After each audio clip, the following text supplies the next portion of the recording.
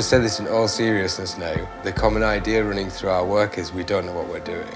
I mean, that really is it. And that's the interesting thing for us. And I think, I've said this to several people. I think that as you get older, you can get up in the morning and go, I don't know what I'm doing. That's a kind of phrase about allowing space around what we might do. And, when I look up there, it's all about identity. So it's not just about what we don't know what we're doing. For me, what we do has always been about identity, and that goes right back to your first questions about where we began our formative years. And our formative years were at a certain period in sort of the early 80s to mid 80s to late 80s, from school to foundation to degree, around sounds and expressions.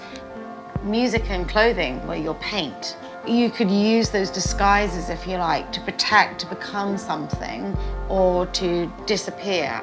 Interestingly, we studied both our degrees under the same tutors and within the same universities, but as I left, Brian arrived. So we understood exactly both each other's education, but we hadn't shared it. So we weren't like students who had kind of crossed paths in any way, in that way. And it was quite accidental, I think. Yeah. And we didn't think, let's start a business. We didn't think, things came our way.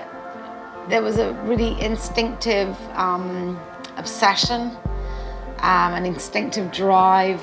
We just shared our frustration and just decided to do something. And when we started working, as Zowie said, in this old space on Fashion Street, there was no strategy. We just started making things.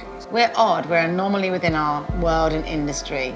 Yes, we were seen as fashion designers. Yes, we have made clothes. But what we're interested in is this identity and this language for identity. So we started to work, we kind of loosely would call it availabilism, like what was in the studio. So cardboard, electrical cables, all these other elements. And I think that just went from one project to another using steel and brass, and then technology came into play into that. And I think, again, it's not like you set out to, let's do a show.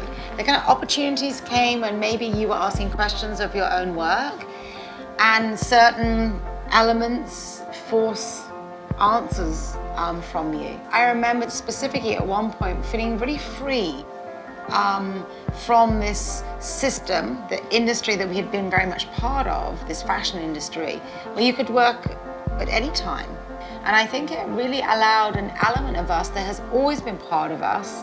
We've always had these other ways of considering identity other than just building a garment. So I guess it's like trying to create something that's visual, that somehow tries to, create some kind of language of who you are, or at least attempt to kind of make a noise, a visual noise. It's about coming and being open to what not what you think it should be, but just enjoy being within the space, and there's sound and smell and visual still moving, and let it take you where you wish it to.